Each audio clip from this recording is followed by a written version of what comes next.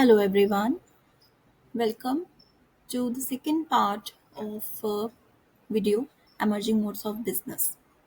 So first part में we were talking about what is e-business, इसका क्या potential है and क्या scope है और ये कैसे traditional business से different है. Okay, so in this part now we are going to talk about benefits of e-business. So e-business के क्या benefits हैं? सबसे पहले you can shop any time 24/7 availability है इसमें कस्टमर्स शॉपिंग कर सकते हैं सर्विसेज को एक्सेस कर सकते हैं एनी टाइम जैसे फ्लिपकार्ट है जोमेटो है ये ऑर्डर्स एक्सेप्ट करता है even at midnight then lower operational expenses e business में फिजिकल स्टोर्स की ज़रूरत नहीं है आपकी सेविंग्स होती हैं in terms of rent utilities and staff example Nykaa ने अपना ऑनलाइन बिजनेस स्टार्ट किया बिफोर ओपनिंग फिजिकल स्टोर्स जिससे कि उसकी स्टार्टअप कॉस्ट रिड्यूस्ड थी then accessibility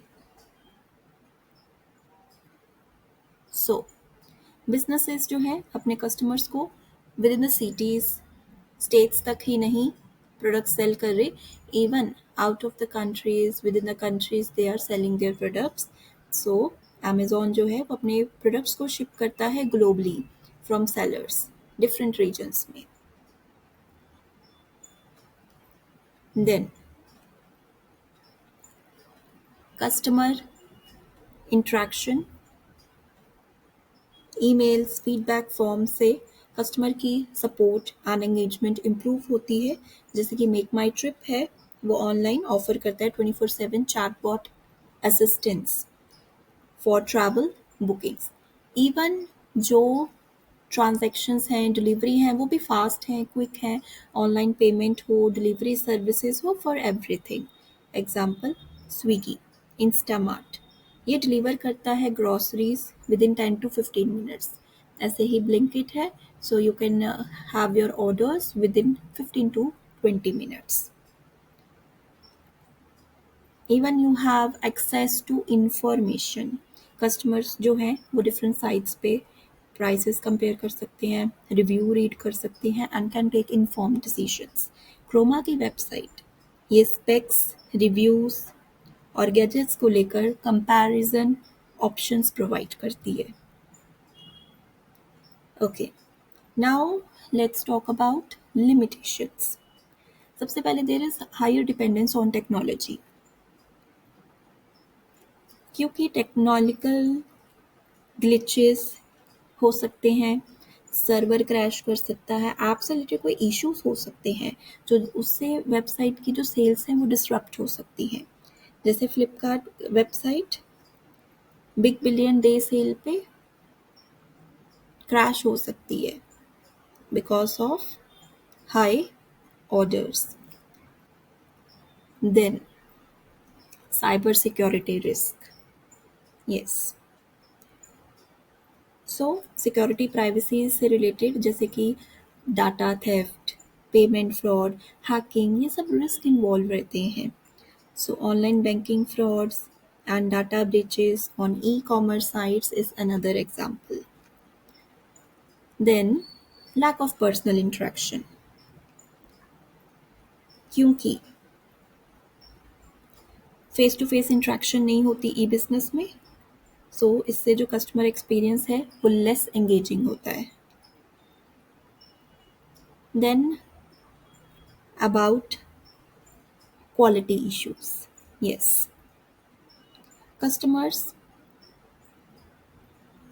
sometimes they can receive defective और डिफरेंट आइटम्स ठीक है जो उनको साइट पे जो शो हो रही है इमेजेस उससे कुछ कलर डिफरेंट हो सकता है या प्रोडक्ट कुछ डिफरेंट इमेज हो सकती है सो बहुत सारे यूजर्स जैसे कि मीशो पे कंप्लेन करते हैं अबाउट प्रोडक्ट क्वालिटी, ठीक है, या not matching with the images, alright. And also limitations में देर इज़ हाई कंपटीशन, बहुत सारे सेलर्स ऑनलाइन हैं जिससे प्राइस वॉर्स रहते हैं, लो प्रॉफिट मार्जिन्स होते हैं। जो न्यू क्लोथिंग ब्रांड है उसके लिए बहुत हार्ड है to compete in e business, ठीक है, विद मिंत्रा और Ajio already established brands. And limited internet access also, villages की बात करें, रूरल एरियाज़ की बात करें, या वो लोग जिनके पास स्मार्टफोन्स नहीं हैं, जहाँ पे एक्सेस नहीं है इंटरनेट का, सो वो बेनिफिट नहीं ले पाते फुली। एग्जाम्पल, कुछ फार्मर्स वो स्टिल रिलाई करते हैं लोकल शॉप्स पे due to lack of digital access. Okay, now we are going to talk about next slide. Next slide is about online transactions. So business में transactions वो चीज़ें हैं जिसमें कुछ और सर्विसेज की बाय एंड सेलिंग होती है या मनी ट्रांसफ़र होता है, लेकिन ऑनलाइन ट्रांजेक्शन्स में मीडियम रहता है ओवर द इंटरनेट। सब ट्रांजेक्शन्स होती हैं over internet. Okay, so online transactions क्या प्रोसेस है, क्या सिक्योरिटी कंसर्न्स है। सबसे पहले we will talk about process. सबसे पहले कोई भी ट्रांज़ैक्शन करनी हो ई-बिज़नेस पे, तो आपको सबसे पहले प्रोडक्ट या सर्विस को सिलेक्ट करना होता है। यूज़र जो है वो ब्राउज़ करता है, आइटम सेलेक्ट करता है ई-कॉमर्स वेबसाइट से, जैसे कि मैं एक मोबाइल फ़ोन सेलेक्ट करती हूँ फ्रॉम फ्लिपकार्ट वेबसाइट। फिर उसके बाद मैं उसे कार्ट में डालूँगी और चेकआउट करूँगी। आइटम्स जो हैं वो कार्ट में ऐड होती हैं और कस्टमर पेमेंट के लिए प्रोसीड करता है। जैसे कि आप मूवी टिकट्स बुक करते हो बुक माई शो साइट पे, and then you go for checkout. Then entering personal and payment details. Personal details जैसे name, address, card details, UPI ID fill करोगे। गूगल पे यूपीआई यूज़ कर सकते हैं to pay for a Swiggy order. Then authentication चाहिए होती है, OTP, one time password, okay, और biometric या फिंगरप्रिंट से आप ट्रांजैक्शन की वेरिफिकेशन होती है। सो ओटीपी जो आपके मोबाइल में सेंड करता है during credit card payment, okay, as a check for verification. Then transaction confirmation, जब पेमेंट प्रोसेस हो जाती है तो कंफर्मेशन मैसेज हमें मिलता है या रिसिप्ट मिलती है। सो ईमेल या एसएमएस कंफर्मेशन हमें रिसीव होता है after successful payment. Now seller के पास पेमेंट आ गई, नाउ ऑर्डर प्रोसेसिंग होती है, and now he ranges for delivery to the customer. Amazon order को शिप करता है after confirming payment. Then security concerns. Now क्या प्रिवेंटिव मेयर्स, क्या सिक्योरिटी कंसर्न्स हमें ऑनलाइन ट्रांजैक्शंस में देखने चाहिए। सबसे पहले कोई भी attack in the form of fake emails, website trick, ठीक है, वो यूज़र्स को ट्रिक कर सकता है into revealing sensitive information. Fake Paytm link, जिसे यूज़र से पूछ सकता है अपनी ओटीपी या कार्ड डिटेल्स के लिए, ओके। इसके बाद हैकिंग आती है या डाटा ब्रीच, ऑलराइट। जो भी साइबर क्रिमिनल्स हैं वो कार्ड स्टील कर सकते हैं या बैंक डाटा चुरा सकते हैं, जितने भी वीकली प्रोटेक्टेड वेबसाइट्स होती हैं वहाँ से। देन फेक वेबसाइट्स और ऐप्स, डुप्लिकेट साइट्स भी होती हैं, जो थोड़ा बहुत लोगों के कलर में जैसे चेंज हो सकता है, फ़ॉन्ट में चेंज हो सकता है, जो बिल्कुल जेन्युइन लगती हैं, वो भी यूज़र्स को ट्रिक कर सकती हैं पेमेंट्स करने के लिए। एक फेक अमेज़न ऐप यूज़र्स से पूछ सकती है फॉर पेमेंट्स, बट डिलीवर नहीं करेगी प्रोडक्ट्स कभी भी। देन अनऑथराइज्ड ट्रांज़ैक्शंस, अगर लॉगिन या पेमेंट इन्फो लीक हो जाए तो फ्रॉडस्टर्स परचेजेस कर सकते हैं आपके बिहाफ पे without your consent. Credit card example, charge for purchases, okay, you never took, alright. Then weak passwords, easy to guess password से हैकिंग का खतरा रहता है, सो कभी भी सिंपल पासवर्ड्स नहीं यूज़ करने चाहिए बैंकिंग साइट पे, जैसे 1 2 3 4 5 6 etcetera. All right, so this was all about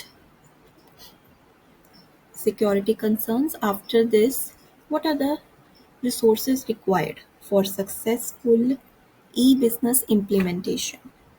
Okay, सबसे पहले workforce.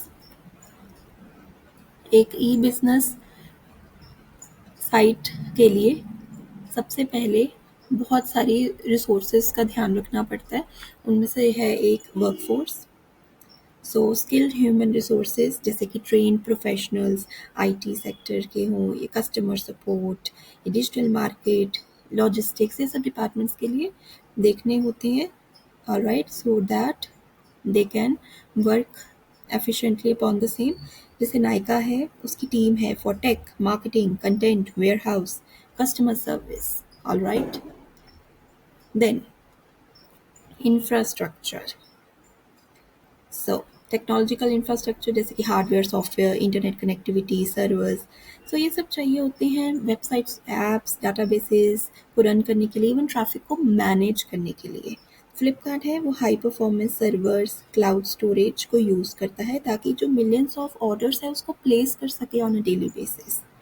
All right, then logistics या डिलीवरी नेटवर्क की हम बात करें, सो रिलायबल शिपिंग पार्टनर्स देखने पड़ते हैं और कुछ सिस्टम बनाने पड़ते हैं इन्वेंट्री मैनेजमेंट के लिए, स्टॉक के लिए और ऑर्डर ट्रैकिंग के लिए. अमेज़ॉन है जैसे एग्जांपल, उसके अपनी डिलीवरी सर्विस है जिससे वो फास्टर शिपिंग कर पाता है. उसका नाम है Amazon transportation services. Then we have marketing. So digital marketing tools जैसे कि social media, email marketing, analytics, इससे कस्टमर्स को तक पहुंचने के लिए प्लस उनको रिटेन रखने के लिए बहुत ज़रूरी रिसोर्स है marketing.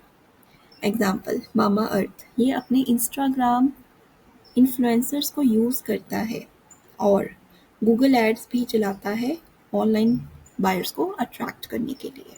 Okay, so these were the few resources, okay, that are required for successful e-business implementation. All right, so this is all from part 2. Okay, so I'll see you in the next video. Till then, like, subscribe and share.